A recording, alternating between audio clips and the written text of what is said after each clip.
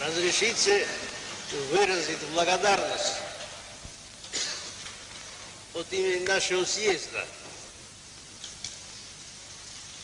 всем братским партиям и группам, представители которых почтили наш съезд своим присутствием,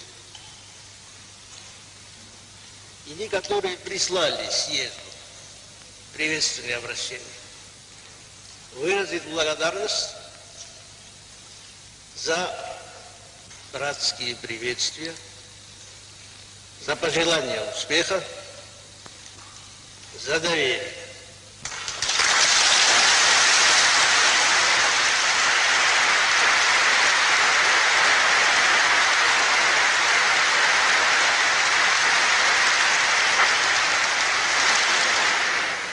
Для нас особенно ценно это доверие, которое означает готовность поддержать нашу партию в ее борьбе за светлое будущее народа, в ее борьбе против войны, в ее борьбе за сохранение мира.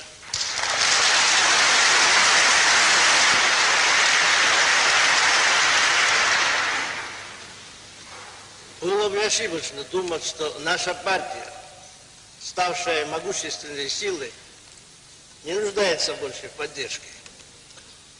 Это неверно.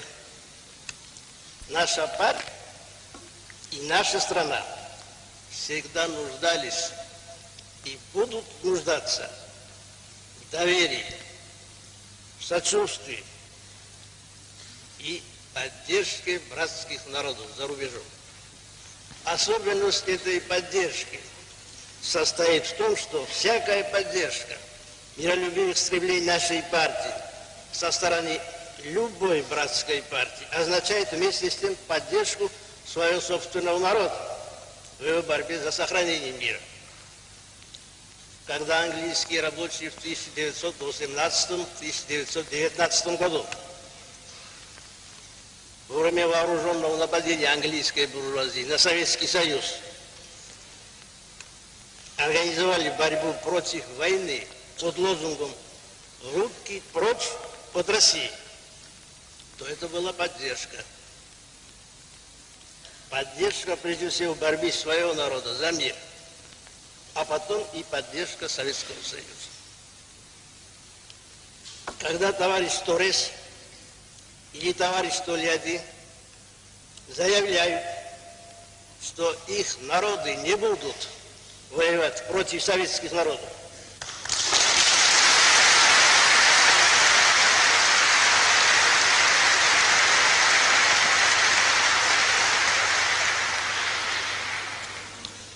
то это есть поддержка. Прежде всего, поддержка рабочих и крестьян Франции и Италии, борющихся за мир, а потом и поддержка миролюбивых стремлений Советского Союза. Эта особенность взаимной поддержки объясняется тем, что интересы нашей партии не только не противоречат, а наоборот, сливаются с интересами миролюбивых народов.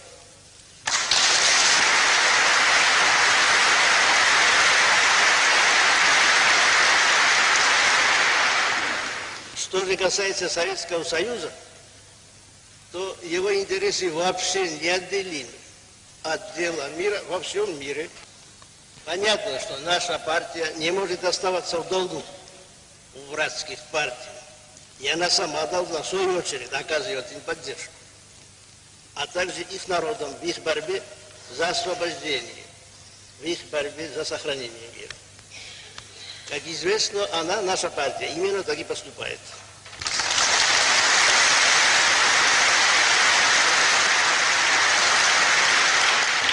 После взятия власти нашей партии в 1917 году и после того, как партия предприняла реальные меры по ликвидации капиталистического помещичьего гнета, представители братских партий, восхищаясь отвагой и успехами нашей партии, присвоили ей звание ударной бригады мирового революционного и рабочего движения. Этим они выражали надежду, что успехи ударной бригады облегчат положение народам, томящимся под гнетом капитализма. Я думаю, что наша партия оправдала эти надежды, особенно в период Второй мировой войны, когда Советский Союз, разгромив немецкую, японскую и фашистскую тиранию, избавил народы Европы и Азии от угроз фашистского рабства.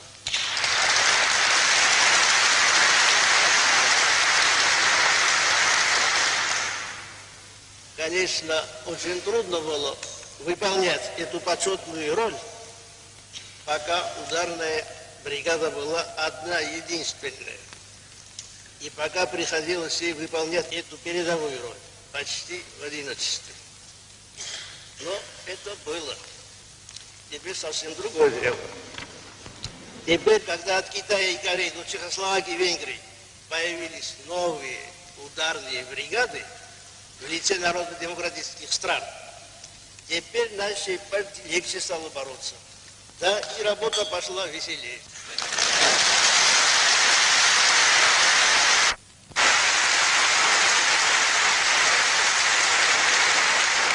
Особого внимания заслуживают те коммунистические, демократические или рабоче-крестьянские партии, которые еще не пришли к власти и которые продолжают работать под пятой буржуазных драконовских загонов. Им, конечно, труднее бороться. Однако им не столь трудно работать, как было трудно нам, русским коммунистам, в период царизма, когда малейшее движение вперед объявлялось тягчайшим преступлением. Однако русские коммунисты выстояли, не испугались трудностей и добились победы. То же самое будет с этими партиями. Почему все же не столь трудно будет работать этим партиям в сравнении с русскими коммунистами царского периода? Потому, во-первых, что они имеют перед глазами такие примеры борьбы и успехов, какие имеются в Советском Союзе и в народно-демократических странах. Следовательно, они могут учиться на ошибках и успехах этих стран и тем облегчить свою работу. Потому, во-вторых, что сама буржуазия, главный враг освободительного движения, стала другой, изменилась серьезным образом, стала более реакционной, потеряла связи с народом и тем ослабила себя. Понятно, что это обстоятельство должно также облегчить работу революционных и демократических партий.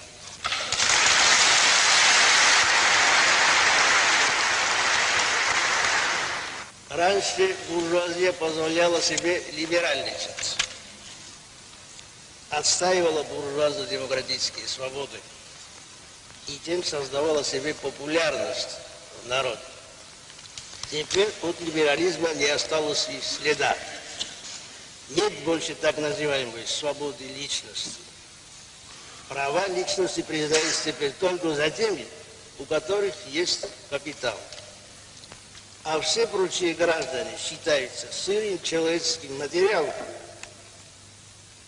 пригодным лишь для эксплуатации.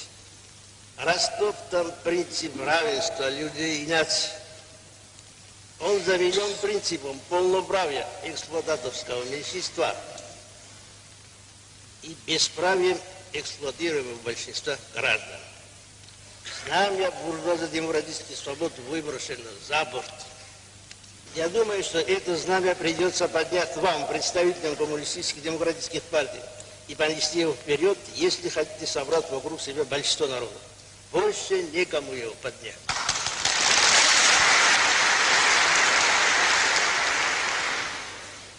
Раньше буржуазия считалась главой нации. Она отстаивала права и независимость нации, ставя их превыше всего. Теперь не осталось и следа от национального принципа. Теперь буржуазия продает права и независимость нации за доллары. Знамя национальной независимости и национального суверенитета выброшено за борт.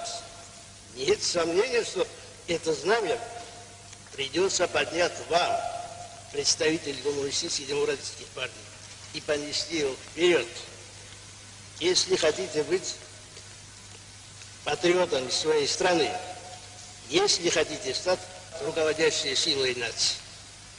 Его никому больше не.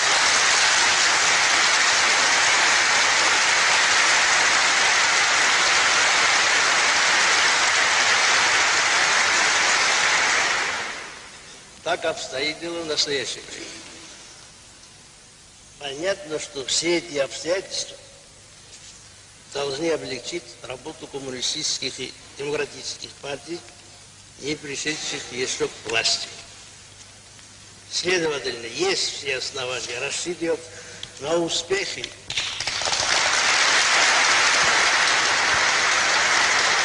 и победу братских партий в странах господства капитала.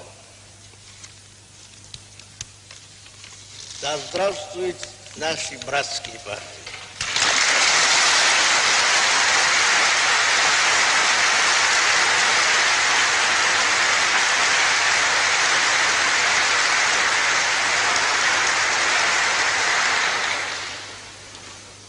Пусть живут и здравствуют руководители братских партий.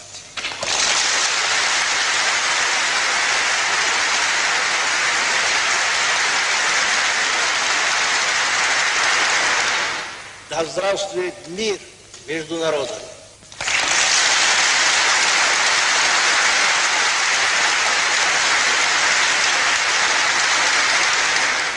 Долой поджигателей войны.